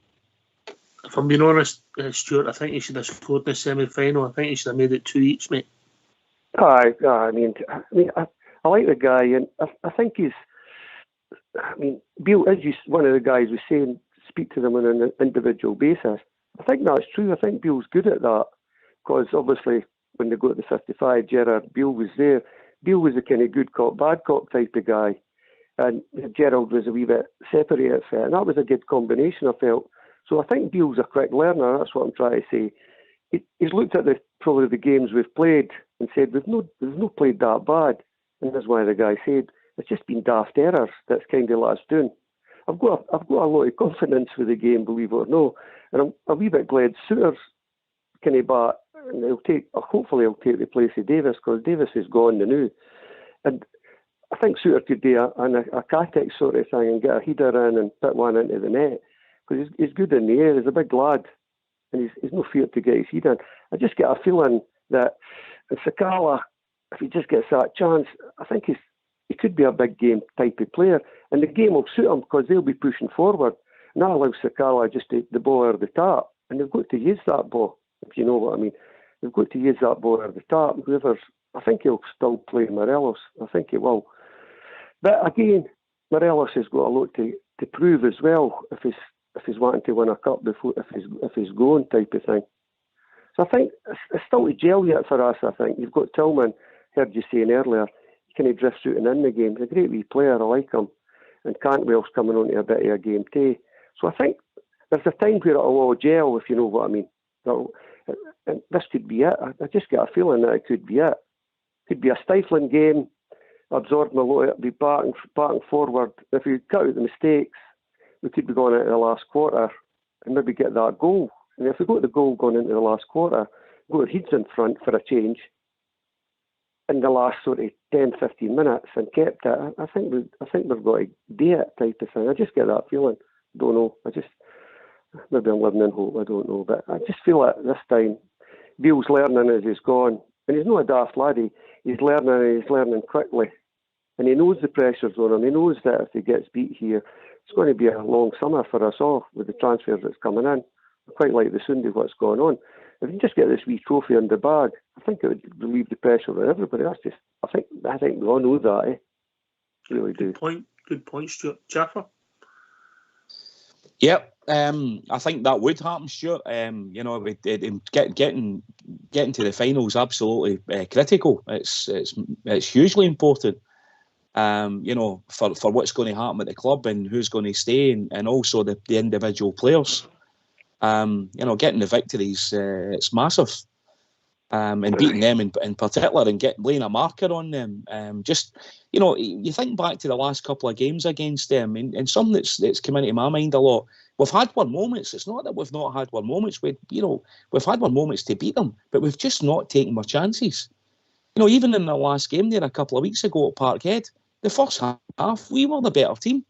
We were by far the better team. We had better opportunities.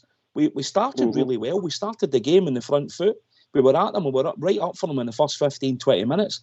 But again, what the Achilles heel came back to get us, we never took our chances up front. And that's that. When you're on top of the game like that, when you get your spells, especially these games that are going to be close and tight, you have to take those opportunities. That's the difference at this level. I mean, you watched the Man City and Arsenal game the other night. I know. It was absolutely all about taking those moments in the game, and Man City just absolutely, they're this season in particular, they're just taking every chance they absolutely get. So going back to us, obviously, we've got, that's what the bit of the game that we will get the period in the game where we'll be on top for whether it's 10 minutes, 15 minutes, where we're the stronger team. But it's those periods of the game where we've got to absolutely capitalise. And that's the bit that we've not been doing. No, I agree with that. Like, totally. I just get the feeling that I just could gel at the right time, and I feel now's the time to do it. And I think he's a good motivator as well. But sometimes I feel he's just too close to the players. But he's learning, and as Odd says, he's a rookie manager. But I think he's no daft. He's learning quickly. So this could be it. I just get the feeling it could be it. Hopefully, I've got the fingers crossed anyway. Andy, you work in education. Aye, trying to keep out of the road.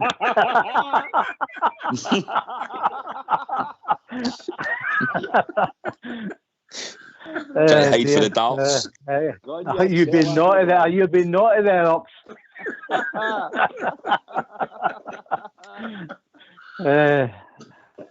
Look, I think therein lies your problem, isn't it? You know, that when the chances come along, it's the quality of play we've got. They're not good enough. They're average players. Even a good player would be taking a good amount of chances that we create, but they're not good enough. It's, you know, whether we like it or not, that's the truth. As for Bale, I'm not convinced he's learning quickly. I'm not at all. He's made quite a few mistakes, especially in the 2 Old Firm games. We'll see if he's learned on Sunday, and then if he pulls that off, I'll put my hands up and say, aye, he has. But I'm not convinced with him at all. I worry about him. That sideline standing on there on the Sunday there, that guy looked like he was going to burst into tears. So I'm not convinced about him. You know, I said there on so was it Sunday we got beaten him? I said there on Sunday, he's bringing a guy in with a job of our size and our stature on 8 losses at QPR. I'm sorry. I don't think he should be the man, but we've got to give him a chance. We can't keep sacking managers. We've got to see these players that he brings in, whether he gets into the heat. Like the guy said there, stop being too friendly with them, get them told, you know what I mean? Get a bit of an aloofness between him and the players. That's how it works. You can't be friends in this game, especially in a modern day game, you know, where they don't take the notice anyway. But so what you don't do, when they'll take advantage of you, which these modern day players do, you've got to try and show some kind of authority so that they get that, oh, wait a minute, he's not going to be messed about with here. You know what I mean? The problem is he's too nice. And you can't be too nice at Rangers because you're always one game away from disaster. So you need to get a grip there. Yourself, you know? He's a bit like yourself. Well, I do tend to jump quick, Bridge. But I've been like that all my life, and I'm not going to change it now. Andy, you're talking about Sorry, Bridge. Andy, you're talking about quality of players. How's this for a quality of player that we let go in the summer? Cedric Itten, top scorer in the Swiss Super League, 21 goals in all competitions. Yeah, well, I did actually say at the time I liked him, but he couldn't handle playing in the shirt, or it looked that way, and Rangers made a decision. I mean, never get a run. Did he? I mean, he never got a run in the team. No, he didn't. That was and he come on a few times and scored a few goals as well. I think he was badly treated, him. And about the wee guy that they scored all the goals for him. Well, Ballingen stifled him, didn't he, in the 1-0 game? Absolutely. You know what I mean? Absolutely. So just get somebody on him and get him sorted. And the one that you're talking about, the the turncoat in the middle, McGregor. Get him sorted, because he runs about like he's a hard man. He's an absolute joke of a player. Get him sorted. Get him stiffened. You know what I mean? It's just... 16, anyway, who are we playing? Are we playing the Filth or are we playing that other team on Sunday? I'm not quite sure now after seeing that in the press. Oh, the team you mean we're playing? I thought, we might be playing Inverness. Aye, that's right. The other team. Aye. Maybe I read the draw right. Hey, Jeff, are you from me? I was just going to just stay on the Cedric Itten. I was catching up on his stats earlier on there today, Ox. Unbelievable. 17 goals, top scorer in the Swiss Super League. Young boys are 16 points clear. He's back in the international squad. I'm like you guys there. I just don't think the big fella ever got a run of games. I don't think it was anything other than he never got he wasn't given a fair crack at the whip in my eyes. I think he definitely has something about him. The Swiss Super League, I'm not saying it's German football or anything like that, but it's still a top quality league. Went back there, he's played 28 games, 17 goals. My word, their top scorer is James Tavernier. Alfredo Morelos has scored 11 goals. That's my problem, Ox. There lies your issue. You're not putting the ball in the back of the net. Good to see you're broadening your horizons and looking at the Swiss sites instead of just the Dutch and Scandinavian ones. I like to keep an open mind, Ox. You well know. He's doing his homework, GB. Yeah? Oh, brilliant! It's amazing where you end up. They rabbit holes. see on Big Itten, you don't mind me saying this. I quite liked the guy at first, but then I thought, I don't think he's actually suited. His style of football is suited for Scottish football. Of course, sometimes he comes out and he makes you eat your words, scores a couple of goals. But I think at a 90-minute game of football, I don't think he was actually suited for the way we play and the kickings. The bad tackles above the ball and all the rest of it was all there against him. And I don't know whether I think it maybe affected him. And you get to back home, shall we say? He goes back home and there you go. He's actually playing brilliant. He got injured in illness and all, so maybe we were unlucky. You never know, we might have missed the boat when they were the first time. GB. No, I think you touched on it last night with the James Sands thing as well. Similarly, James for Tennessee was saying that he had a blinder when he was playing his international game. So, and he was playing in his right, supposedly, position as a defensive midfielder. Owen Itten, I think the boy was young enough that we could have probably kept a hold of him for a couple of seasons. But again, if he's not getting time and the boy wanted to move, then it is what it is. He's probably a victim of our league because you don't get time in our league. You've got to hit the ground running consistently, haven't you? It's a two-team league, and if you have a defeat, it's an absolute disaster. Whereas he's probably back came and the pressure's really off a wee bit into it. You probably have a defeat or a loss there, then you can probably come back for it, no bother. So I'm not saying it's easy for him to get the goals that Jaffa's touched on, but I do think when you're in the Scottish League, you're kind of in the was it the Goldfish Bowl, as they say, and it's the pressure's on, isn't it? I think so as well. And you come, Stuart? I agree with what you're saying. What you sometimes get, just say you get a player that's done well abroad and they come into Scotland, you wonder how they cope with it, if you like. Their personal circumstances could have a big impact on their game. If they're bringing their fiancée with them and she doesn't settle in, and that could have an impact on, or he's maybe married, stuff. I always think of Tillman as a young 20-year-old guy. He's coming out of Scotland for Germany, whatever, and is he on his own? What does he do at night? What does he do with himself? That's got to have an impact to you. When it's all right playing football and going to the training, but you've got free time when you're in at night. That has an impact on you as well. I think he's coped with it quite well, actually. But there's other people, I can't remember, was it Jan Bartham or something, that just couldn't cope with the kind of environment, if you like. And maybe it was the same. He was a good enough player, but as you say as well, he didn't get the sort of time on the park, but maybe that was because he wasn't settling into the environment. I sometimes think we take it for granted that people are coming to Scotland, or whoever it's with Rangers, and they're going to hit the ground running. And when they didn't hit the ground running, people assume they're a bad player, but it's maybe just the environment and the kind of attention they're getting.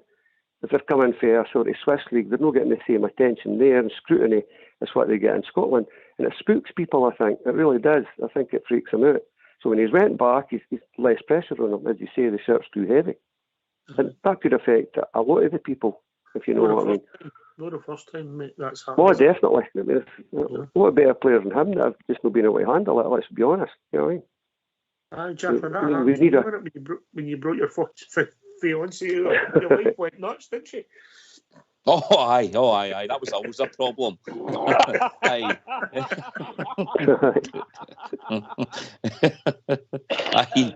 I never saw that. I never saw that one coming. Oh, dear. It's a fair comment. It's a fair comment. You've got to be maybe. Well, I'm not saying you have to be happy to play football, but you have to be settled. GB, yeah, you know. Aye, Ox, I think, like I say, you've got to settle in the city as well. You've got to. I think that's how the kind of the Croatian contingent has helped as well. Where, like say, when you had Nico and you had Borna and all that kind of together, and then obviously Cholaks came in. I think they've helped these kind of players settle. But again, it might be a hindrance when you start having like we what do you call it? We groups. I think like the way it's been going on, I think like Raskin and Cantwell and that have stayed close together, and Tillman have stayed close together. And sometimes you end up having wee pockets of players that what you want is a team. You want to build a team that's all together. And hopefully, like I says, we'll see that on Sunday. We'll see a team performance, and then obviously going into next season, we'll see a togetherness, a team that wants to challenge and win silverware again. Aye. It's an interesting dynamics of football dressing room, Jeff. Oh, absolutely, Ox. Aye, I mean that's why you need you get the older guys that are married and settled in, usually with kids, the 31-year-olds, the 29-year-olds, and then obviously you've always got the younger element to the team and the guys ready to break through. And I mean ultimately they're all professional footballers, so I mean they're all doing the same job during the day, but what they do at night is critical in the kind of environment that they live in and work in. And GB's right. Glasgow is a goldfish bowl. They can't go wandering about. In the case of Cedric Itten back in Switzerland, or if you're playing in France, you can wander about and nobody really knows you and stuff like that. It's very intense, Glasgow, which is why I think a lot of them jump in planes down to London all the time when they've got a couple of days off just to get out of the headlights, because they can't get going about their business. I mean, some players just don't give. They don't care. They just go on with it. Other guys can't cope with the kind of abuse levels that they get up here, and that is one thing that is still still rife in Glasgow. But for both sides, incidentally, I would say you do hear it in the other side as well. So, but the dynamic's important, Ox. Absolutely, getting that mix right between young and old, and even guys for the same part of the part of Europe that are talking the same language, but their mother tongue. So that's critical, and you're right. I mean, I think there was some mutterings just going back to the Cedric Itten. I was just talking purely about the football and what he's doing with putting the ball in the back of the net. All I was highlighting was that there was a player in there. The guy knew where the goals were. If you score goals in Switzerland, you can score goals in Scotland. But some players just can't. They can't settle. For whatever reason. It could even be a language barrier, when somebody asks you if you want milk in your coffee instead of milk, it's just that change of from the I to the U can cause you a hell of a problem. That's a good point, that actually. A good point. Yeah, just getting a bottle and showing him it. Absolutely.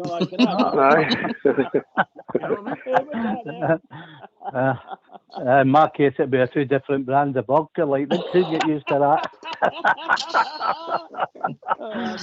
But on Hitton, I read there not too long back that he found it very physical and hard in Scotland, to settle on that side. There was a priest out there not just long back about it. I remember just glossing over it there the other week there. Well, maybe that's again. I get what Al was saying. It's a hard place to go. I mean, I love it when we go back to Glasgow. There's that crackle in the air. You know what I mean? That I thrive off. My lady always a bit cautious, like when we go up, but you just walk into it and you just feel it, don't you? You know, and you're right. Some players can't take that abuse, and you know, I've always said there, the top and the bottom is one hell of a shirt to play for. If you've not got it, you've not got the character. You ain't going to survive. You've far bigger players than this quality of player we've got to do.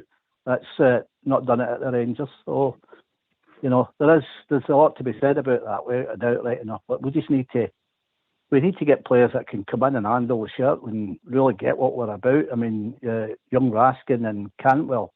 Now, I like that. I like what they're saying. I don't call it bossing. They've worked it out that we're hated in Scotland by our teams, and they seem to want to get to know the traditions about playing for Rangers. Well, that's the kind. I'm not bothered now. We're not going to change it. Not going to get what I want. So they come in, get what we're history's about, get what the club's about. He is 100%. We'll back them all day long. That's all I'm asking for. Just get players that are going to do that, whatever nationality they are.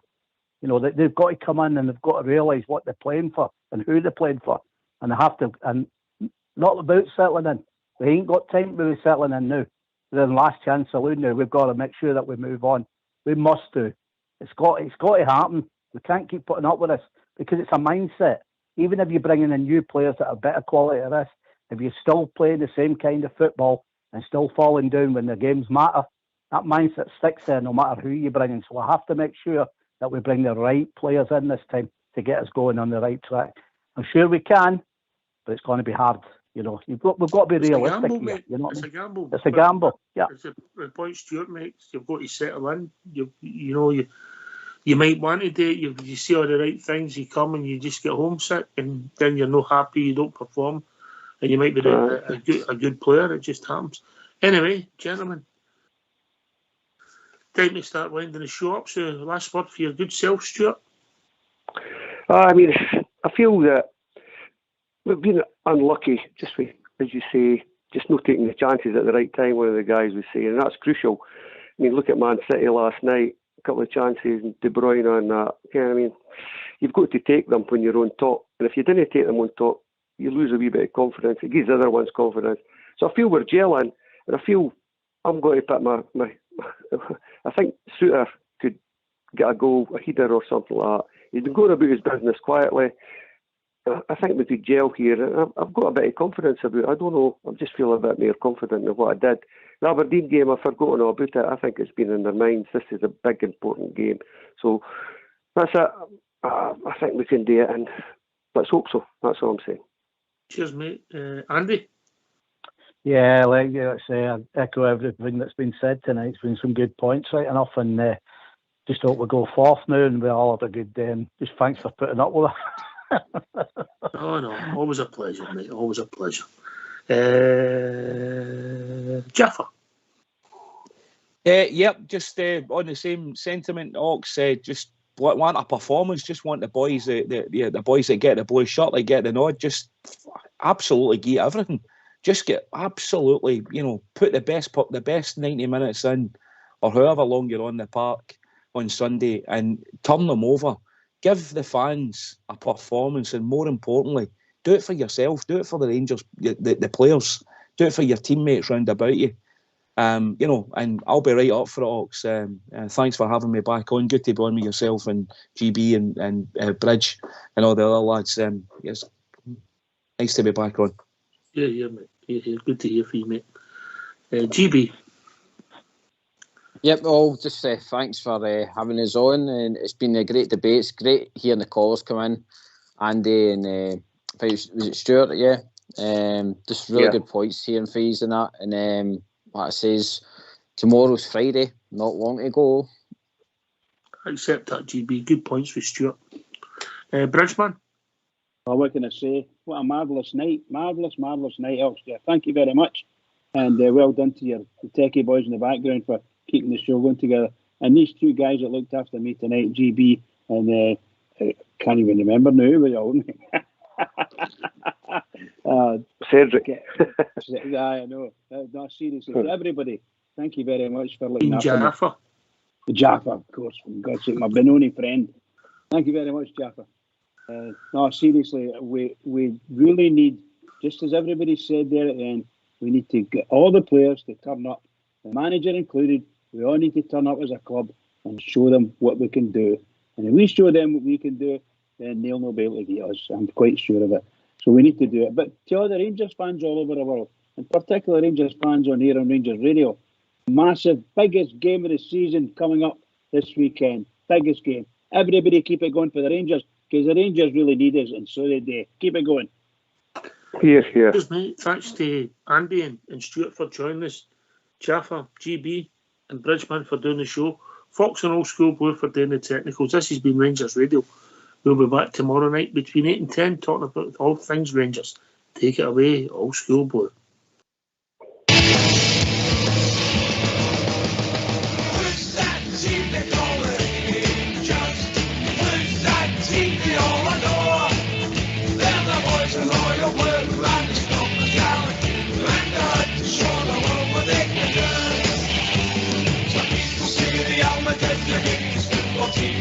I've even heard the underlines the best they've ever seen.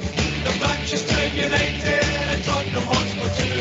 There's Arsenal, Chelsea, Blackburn, just to name a game of few. Who's that team they call it Rangers? Who's that team they all adore? They're the boys in royal blue and the Scotland talent. And the hunt to show the world what they can do.